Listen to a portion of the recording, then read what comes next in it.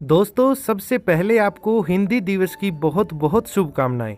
आज है 14 सितंबर और इस दिन को हम हिंदी दिवस के रूप में मनाते हैं। आज के वीडियो में हम बात करेंगे इसी विषय को लेके और जानेंगे कि आखिर 14 सितंबर को ही हिंदी दिवस क्यों मनाया जाता है, कैसे इसको बनाने की शुरुआत की गई और साथ ही आपको मैं उन पुरस्कारों के बारे में भी बताऊंगा जो हिंदी दिवस पे दिए जाते हैं। तो चलिए शुरू करते हैं। जय हिंद दोस्तों, मैं प्रवीण शर्मा और आप देख रहे हो सिंपल हिंदी फैक्ट। दोस्तों, हिंदी भाषा सबसे पुरानी भाषाओं में से एक है और इसकी शब्दावली का अधिकांश भाग संस्कृत भाषा से लिया गया है। हिंदी भाषा को देवनागरी लिपि में लिखा जाता है, ये बात तो लगभग सभी जानते ही हैं। हिंदी का इतिहास यूरोपीय भाषा परिवार के इंडो आर्यन भाषा से संबंध रखता है। दोस्तों, मुगलों और फारसी लोगों ने हिंदी भाषा में अपनी सुविधा के हिसाब से इसमें काफी सारे परिवर्तन भी किए थे। दोस्तों, हिंदी दिवस प्रत्येक वर्ष 14 सितंबर को मनाया जाता है। 14 सितंबर 1949 को संविधान सभा ने एक मत से यह निर्णय लिया था कि हिंदी ही भारत की राजभाषा होगी। हिंदी को हर क्षेत्र में प्रसारित करने के लिए राष्ट्रभाषा प्रचार समिति वर्धा के अनुरोध पर वर्ष 1953 से पूरे भारत में 14 सितंबर को प्रतिवर्ष हिंदी दिवस के रूप में मनाया जाता है। अब बात करते हैं कि 14 सितंबर का दिन ही क्यों चुना गया।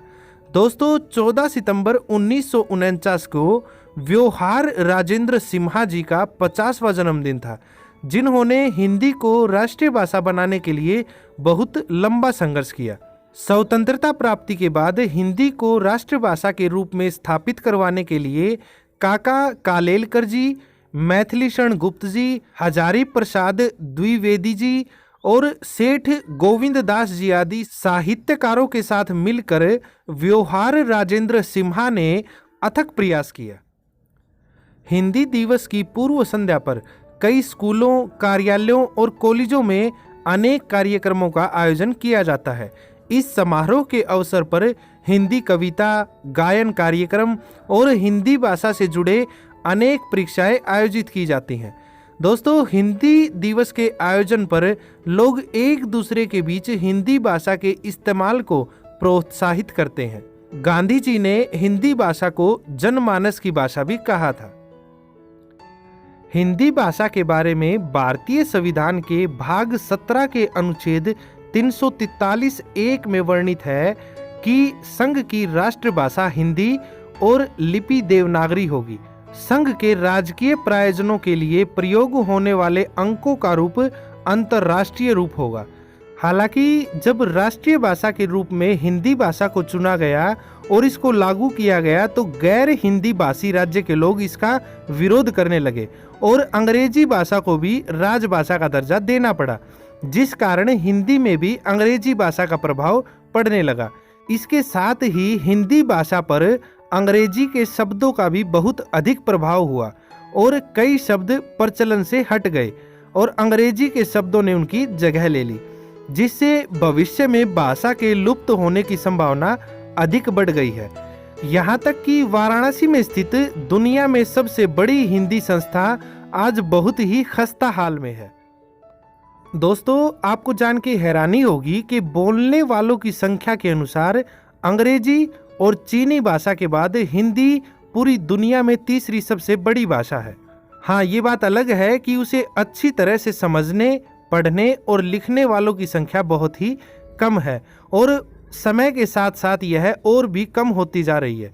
इस कारण ऐसे लोगों को जो हिंदी का ज्ञान रखते हैं या हिंदी भाषा जानते हैं, उन्हें हिंदी के प्रति अपने कर्तव्य का बोध कराने के लिए इस दिन को हिंदी दिवस के रूप में मनाया जाता है, जिससे वे सभी अपने कर्तव्यों का पालन कर हिंदी भाषा को भविष्य में विलुप्त होने से बचा सकें। लेकिन दोस्तों, आज अगर हम देखते हैं तो लोग और सरकार दोनों ही उसके लिए उदासीन दिखाई देती हैं। आज हिंदी अपने ही घर में दासी के रूप में रहती है। हिंदी को आज तक संयुक्त राष्ट्र संघ की भाषा नहीं बनाया जा सकता। इसे विडंबना ही कहेंगे कि योग को 177 देशों का समर्थन मिला, लेकिन हिंदी के लिए 129 देशों का समर्थन भी नहीं जुटाया जा सका। दोस्तों हालात ऐसे आ गए हैं कि हिंदी दिवस के दिन भी कई लोग ट्विटर पर हैप्पी हिंदी डे लिखकर ट्वीट करते हैं। इस दिन सभी से निवेदन किया जाता है कि वे अपने बोलचाल की भाषा में हिंदी का उपयोग करें। इसके अलावा लोगों को अपने विचार आदि को भी हिंदी में ही लिखने के लिए कहा जाता है। दोस्तों हिंदी भाषा के विकास के लिए कुछ लोगों के द्वारा कार्य करने से कोई लाभ नहीं होगा। इसके लिए हम सभी को एकजुट होकर हिंदी के विकास को नए आयाम तक पहुंचाना होगा। हिंदी भाषा के विकास और विलुप्त होने से बचाने के लिए यह अनिवार्य है। हिंदी दिवस पर हिंदी के प्रति लोगों को उत्साहित करने हेतु पुरस्कार समारोह भी आयोजित किया जाता है, जिसमें कार्य के दौरान अच्छी हिंदी का उपयोग करने वालों को यह पुरस्कार दिया जाता है। दोस्तों यह पुरस्कार पहले राजनेताओं के नाम पर था, जिसे बाद में बदलकर राष्ट्रभाषा कीर्ति पुरस्कार और राष्ट्रभाषा गौरव पुरस्कार कर दिया गया। राष्ट्रभाषा गौरव पुरस्कार लोगों को दिया जाता है, जबकि राष्ट्रभाषा कीर्ति पुरस्कार किसी विभाग, समिति आदि को दिया जाता है। दोस्तों पहले बात करते हैं राष्ट्रभाषा गौरव पुरस्कार के बारे में। यह पुरस्कार तकनीकी या विज्ञान के विषय पर लिखने वाले किसी भी भारतीय नागरिक को दिया जाता है। इसमें 10,000 से लेकर 2 लाख रुपए के 13 पुरस्कार दिए जाते हैं। इसमें प्रथम पुरस्कार प्राप्त करने वाले को 2 लाख रुपए, द्वितीय पुरस्कार प्राप्त करने वाले को 1.5 लाख रुपए और तृतीय पुरस्कार प्राप्त करने वाले को 75,000 रुपए मिलते हैं। साथ ही 10 लोगों को प्रोत्साहन पुरस्कार के रूप में 10-10 हजार रुपए प्रदान किए जाते हैं। पुरस्कार प्राप्त सभी लोगों को स्मृति चिन्ह दिया जाता है। इसका मूल उद्देश्य तकनीकी और विज्ञान के क्षेत्र में हिंदी भाषा को आगे बढ़ाना है।